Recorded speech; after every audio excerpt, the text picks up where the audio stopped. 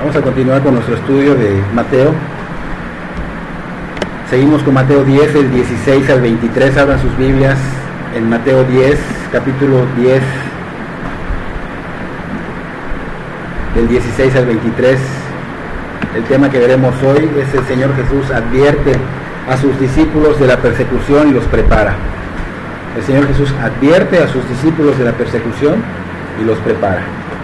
Vamos a leer primero Mateo 10, 16 al 18. Ese va a ser nuestro texto de inicio.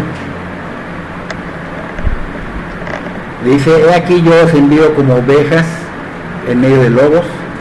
Sed pues prudentes como serpientes y sencillos como palomas, y guardaos de los hombres, porque os entregarán a los concilios y en sus sinagogas os azotarán, y aún ante gobernadores y reyes seréis llevados por causa de mí para testimonio a ellos y a los gentiles.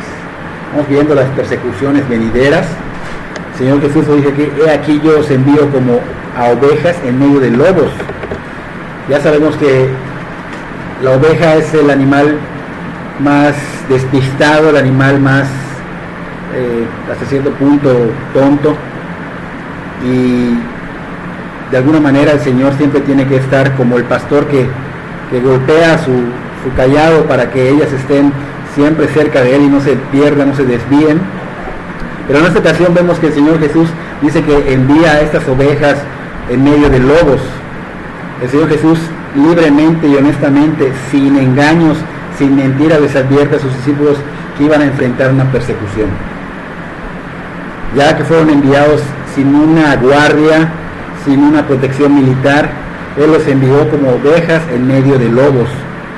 Las ovejas, siendo enviadas entre lobos, son como si fueran ellas las atacantes que se empeñarían en disgustar a esos terribles enemigos que son los lobos, pero no por pelear cuerpo a cuerpo. No los envía por pelear cuerpo a cuerpo, no, más bien porque ellos van a hablar la verdad, porque ellos van a querer liberar de la esclavitud del pecado a través de la palabra. El mundo, ya sabemos que vive en tinieblas y no quiere desprenderse de esas tinieblas, no quiere desprenderse del pecado, y por eso, ¿qué pasa? Que se van en contra de ellos, se iban a ir en contra de las ovejas, se van a ir en contra de nosotros los que somos cristianos, ¿no? Y esta misión pues es una misión para bien. El Señor Jesús les dice cómo está la situación, no les miente, claramente está en contra, no a favor, pero les dice: sean prudentes. Les envío en medio de lobos, pero sean prudentes, y usa como serpientes y sencillos como palomas. En la unión de estas dos, pues tal vez acciones totalmente contrarias, ¿no? Porque digo serpientes y palomas, como que dices, wow, prudentes como serpientes y sencillos como palomas. Y ahorita vamos a explicar el por qué él menciona estos dos animales, los cuales sabemos que la paloma representa lo que es la humildad, la sencillez, pero la serpiente representa otra cosa. ¿Sí? Sin embargo, a pesar de la posición de estos discípulos, que era vulnerable, y a pesar de los seguidores de Jesús que son vulnerables, que no son llamados a defenderse con formas mundanas como armas o golpes, ¿no? Sino que tienen que ser personas que sean prudentes. Y algo que podemos ver en la serpiente, que siempre ha sido atacada por todo el mundo. Siempre que ves una serpiente, ¿qué pasa con ella? Como que le tienes temor y como que mejor la mato, no va a ser que me haga algo, ¿no? Entonces en todo el mundo la serpiente ha sido atacada. Entonces estamos viendo que el Señor Jesús quería que no paguemos un mal por mal que nos iban a hacer, sino que seamos como esa serpiente que cuando nos ve, sabe que va a ser atacada, y ella es prudente, es astuta, busca cómo evadir que sea muerta, atacada o pisoteada, ¿no? Entonces de antemano él sabía que podrían los discípulos tal vez actuar de alguna manera devolviendo el mal, ¿no? Entonces él dice: no, ustedes tienen que ser prudentes y sencillos. Ellos deberían permanecer inofensivos como palomas, pero astutos o prudentes como serpientes. ¿Por qué? Porque la sabiduría que viene de Dios los iba a prevenir de problemas innecesarios. Eran problemas innecesarios, era realmente evadirlos, no quedarse en ellos. Recordamos que el permanecer sencillos e inofensivos iba a mantenerlos a ellos fuera de la tentación de la venganza. ¿Okay? El cristiano necesita ser cauteloso, el cristiano necesita realmente ser prudente, evadir el peligro, porque debe de evitar caer en un pensamiento malo, más bien debe tener una mente inocente para no caer en causar un daño. ¿Okay? Él le dice ya al Señor Jesús: y guardaos de los hombres, porque os entregarán a los concilios y en sus sinagogas os azotarán. Aquí les está advirtiendo el Señor Jesús que iban a ser perseguidos por hombres en el área tanto civil como en el área religiosa. ¿Okay? Debían esperar ellos la persecución por parte de ¿qué? De un cabildo, un consejo, un ayuntamiento, pero también del área religiosa.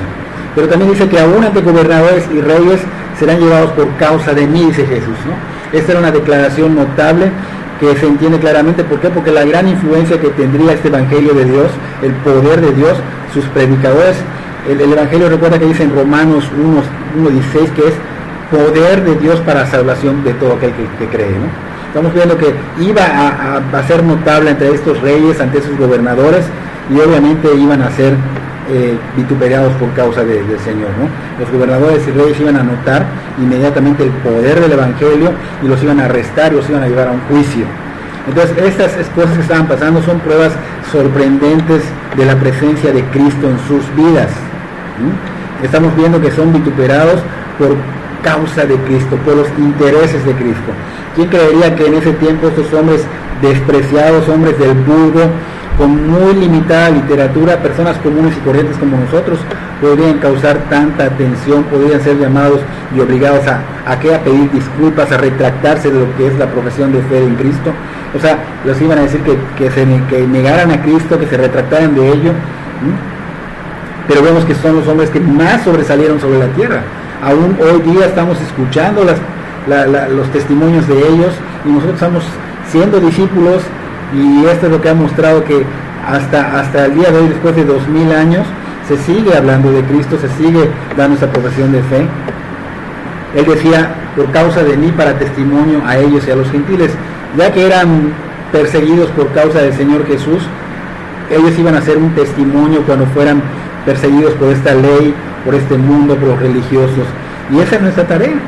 Esa es la tarea que nosotros tenemos. Debemos realmente vivir de alguna manera que obviamente puedan ver que Cristo realmente es nuestro Señor, el que nos dirige, y esa tarea es llevar el Evangelio en medio de lobos. Seremos vituperados, seremos acusados injustamente, seremos señalados como personas locas, como personas exageradas, seremos vituperados como fanáticos. Tal vez en otros lugares a nuestros hermanos los encarcelen, son atacados por los mismos evangélicos, seremos atacados igual por los mismos evangélicos. Entre nosotros mismos dirán que somos unos exagerados, unos locos, unos fanáticos. ¿Por qué? Porque hay mucha persona que solo quiere recibir caricia del Evangelio, como decía el apóstol Pablo, sí se lo decía a Timoteo, que solo tenían la comezón de oír, ¿no? Y por eso mucha gente prefiere un evangelio burdo, un evangelio diluido, y al tú ser realmente una persona que viva tras las huellas de Cristo, ser un verdadero cristiano, obviamente vas a ser atacado por los mismos evangélicos, ¿no? Nuestra tarea está muy clara. Estos que son verdaderos discípulos no eran acusados por chismes, no eran acusados por cosas personales, sino por Cristo y por sus intereses, ¿ok? Ahora, esos intereses son intereses divinos, son intereses del reino de Dios, y no debe de haber realmente, precisamente muchos dicen: bueno, yo he estado siendo vituperado por amar a Cristo, por la verdad, pero de pronto pues ve su vida y está involucrado en chismes, está involucrado en mentiras, en robos, y son calumniados, pero no es por causa de Cristo. Así que no hay que confundir, ¿no? Realmente ser vituperados por Cristo es bendición. Ser vituperados por chismes, por robos, por cosas que no recibimos, porque en otros tiempos éramos así, pero hemos recibido ¿qué? Gracia, y esa gracia es la que debemos llevar. No llevar nuestras vidas junto con la gracia, nuestras vidas pasadas, no, sino llevar esa gracia. La gracia que recibimos es la gracia que debemos llevar, porque somos administradores de la gracia de Dios, y como tales debemos hablar conforme a la gracia de Dios. No debemos participar en las cosas que son destructivas. no debemos participar en las cosas que son descontroladas, que son las que el mundo hace. Si eres calumniado, que sea verdaderamente por causa de Cristo. Debemos ocuparnos verdaderamente en vivir como Dios manda. ¿Por qué? Porque hemos recibido el don de ayudar a los demás, hemos recibido esa gracia tan inmerecida como sabemos que significa. Entonces, si hemos recibido ese don de ayudar, ayudemos con toda nuestra fuerza, ayudemos con nuestra energía de veras que Dios nos ha dado, y así cada cosa que hagamos realmente traerá gloria a Dios, ¿no? ¿Qué vamos a hacer a partir de hoy? Tratar de no involucrarnos en lo que hacíamos en nuestra vida pasada, sino más bien ocuparnos de los intereses del Señor, llevar ese evangelio aún en medio de lobos. Entonces, vemos que también menciona que iba a ser a los gentiles, se refiere a la misión que iban a tener posteriormente, o sea, después de la resurrección de Cristo Jesús. Nosotros hemos recibido el mensaje, a nosotros también nos está hablando, no solo le habló a los apóstoles, a los discípulos, sino también nos habla a nosotros por la gracia de Dios. ¿Por qué? Porque nosotros ya somos hijos de Dios a través de su gracia. Mateo 10, 19 al 20 dice: mas cuando os entreguen, no os preocupéis por cómo o qué hablaréis, porque en aquella hora os será dado lo que habéis de hablar, porque no sois vosotros los que habláis, sino el Espíritu de vuestro Padre que habla en vosotros. Dice acá el Señor que cuando les entreguen, o sea, hablaba a los discípulos, cuando ellos fueran llevados ante esos gobernadores, cuando ellos fueran llevados ante esos reyes, porque era un hecho que eso iba a suceder, dice el Señor Jesús: no se preocupen por cómo van a hablar o qué van a hablar. El Señor Jesús le está diciendo a los discípulos que podían tener la plena certeza, la plena confianza de que el Espíritu hablaría a través de ellos, ¿okay? Sabiendo que Él hablaría a través de ellos, sin importar si no fueran unas personas catedráticas, o fueran eruditos, o fueran personas que estudiaron, ¿no? Más bien Él iba a poner en su corazón lo que iban a decir. Dios los iba a defender, Dios hablaría por medio de ellos, a través de ellos, ¿ok? Entonces, la humillación de estos discípulos no era lo que atemorizaba a esos discípulos, ni siquiera el dolor ni la agonía, pero muchos tenían inexperiencia y pues sabían que eran personas de pocas palabras, entonces no tenían un léxico muy abierto y obviamente tenían miedo a hablar mal y desviar a la gente, a no darse a entender, a herir a los demás, ¿no? Entonces ese era su temor. Pero pues aquí hay una promesa de parte de Dios, que cuando un hombre de Dios está bajo juicio, ante un concilio o algo así, por causa de Cristo Jesús, las palabras van a venir de manera sobrenatural a él, y no hay por qué preocuparse, ¿no? Por otras cosas que realmente a veces pensamos, no, oye, ¿qué voy a decir? No preparé un estudio, no, el Señor va a hablar. Es una promesa que cuando estés bajo juicio, el Señor va a hablar a través de ti. Dice: porque en aquella hora os será dado lo que habéis de hablar, ¿no? Eso les daba confianza de que obviamente, como dijimos hace un rato, el Espíritu Santo iba a hablar por medio de ellos.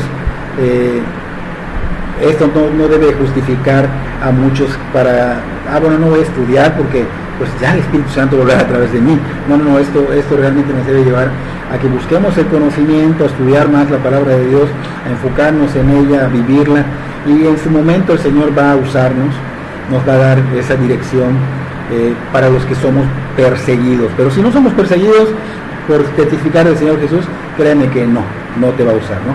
Mateo 10, 21 y 22 dice: el hermano entregará a la muerte al hermano, y el padre al hijo, y los hijos se levantarán contra los padres y los harán morir, y seréis aborrecidos de todos por causa de mi nombre, mas el que persevere hasta el fin, este será salvo. 23. Cuando os persigan en esa ciudad, huid a la otra, porque de cierto os digo que no acabaréis de recorrer todas las ciudades de Israel antes que venga el Hijo del Hombre. Entonces vemos aquí el costo de seguir a Cristo. Porque por alcanzar o por querer alcanzar almas, obviamente nos lleva a un costo, y este costo es la persecución. Esa persecución que dice que va a haber aún entre familiares, entre familias, ¿no? En otros lugares dice que debemos de ir de ciudad en ciudad, llevar el evangelio en nuestras vidas a todos lados donde vayamos, pero dice que el hermano entregará la muerte al hermano, y el padre al hijo, y los hijos se levantarán contra los padres. Aquí está diciendo el Señor Jesús que va a pasar, de hecho, que va a traer división entre familias. ¿Y esto qué es? Que sencillamente cuando tú vienes a Cristo, los familiares, no todos a veces son cristianos, y obviamente empieza a causar esa división, desacuerdos. ¿Por qué? Porque tu estilo de vida empieza a cambiar, porque tu vida se empieza a transformar, y obviamente ellos aún están en tinieblas, y eso les molesta, y no les agrada el hecho de ver la luz. Entonces el Señor Jesús sabía que en algunos casos del Evangelio iba a haber esta división entre las familias, y pues que iba a ser una de las persecuciones más amargas, porque es doloroso y es feo que en tu propia familia pase esto, ¿no? Es feo que tu propia madre o tu padre o tu hermano o tu cónyuge, pues obviamente no crea en Cristo y vaya en contra, ¿no? Y pues hemos escuchado muchos ejemplos de muchos hermanos de cómo hasta han sacado a muchas personas de sus casas por llegar a ser cristianos, o se han hasta disuelto matrimonios, o hermanos se han dejado de llevar, y es triste ver cómo tienes la hermandad con tus hermanos en Cristo muy bonita, y con tus propios hermanos de sangre no la hay, ¿no? Entonces eso es lo que quería decir el Señor. Va a haber división, y dice que también nos van a hacer morir. Pues prácticamente esa persecución terminaría también en muerte para estas personas, a pesar de que muchos cristianos han soportado la persecución en medios económicos o sociales, y esto ha pasado por los siglos, desde hace más de 2000 años.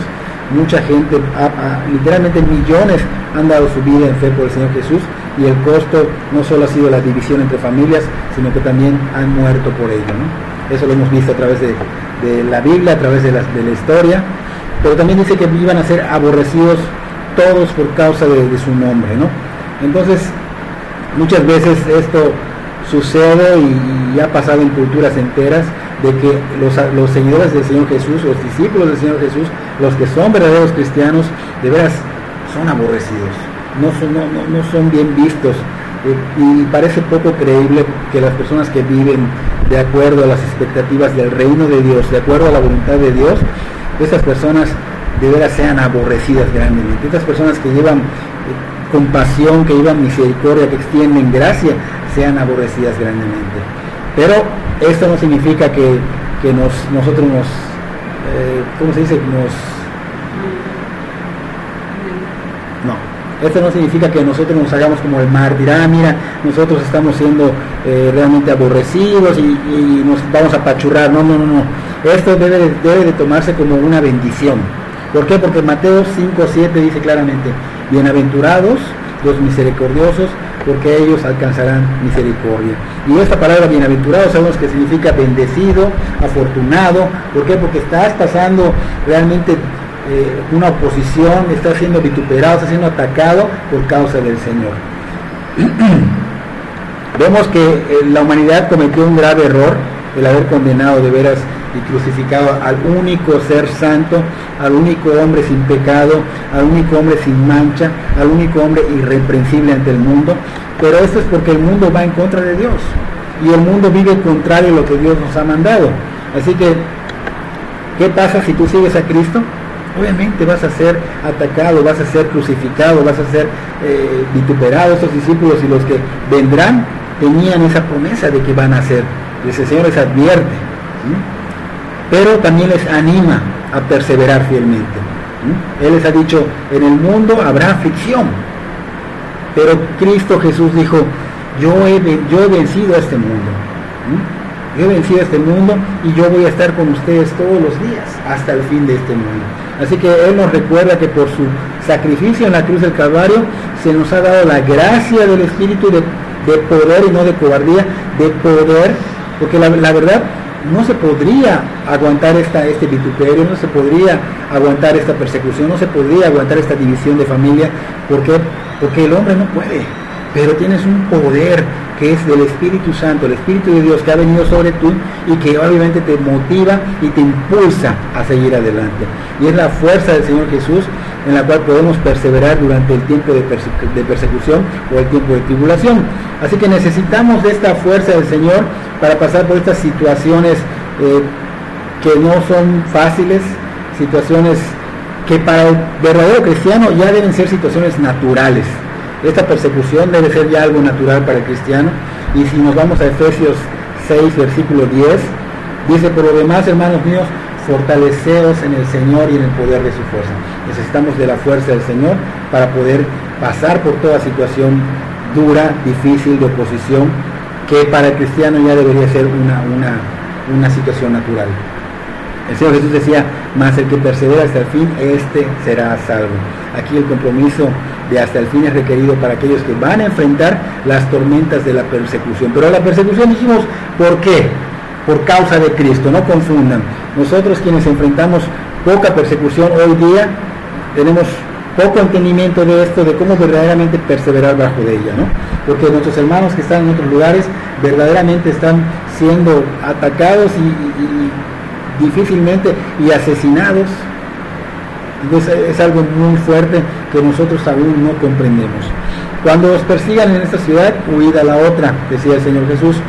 Aquí vemos que les enseña a los discípulos que era incorrecto el martirio tribunal. ¿Qué significa esto? Que no deberían correr hacia la persecución, que no debes buscar la persecución, solita va a venir cuando tú buscas hacer la voluntad de Dios. Entonces, ¿qué hay que hacer? Permanecer. Si tenías la oportunidad de que en un lugar no eres bien visto y vas a ser atacado, pues tenías el permiso de parte del Señor Jesús de huir a otra ciudad, no de quedarte, ¿no? Dice: ya no acabaréis de recorrer todas las ciudades de Israel antes de que venga el Hijo del Hombre. O sea, vemos otra declaración difícil de entender del Señor Jesús, porque no está fácil, porque cuando se enfrenta a persecución se debe tomar como una señal para un retiro estratégico, ¿no?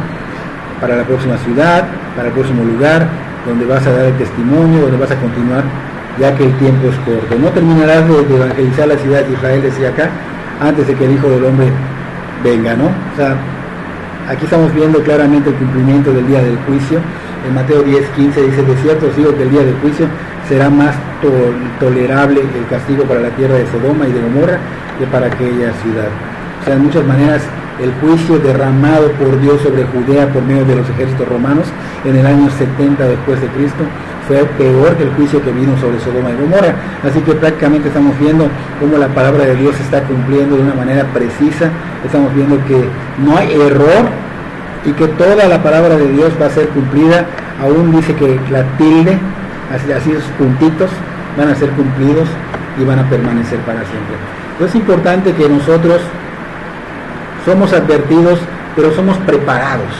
El Señor nos ha capacitado, nos ha advertido de que vamos a estar en un mundo totalmente de tinieblas, entre lobos, entre personas que no quieren ver la luz, entre personas que están trabajando para el mal, para que no llegue también la luz a las demás personas, y vamos a ser perseguidos, pero también tenemos que ser astutos y tenemos que ser sencillos.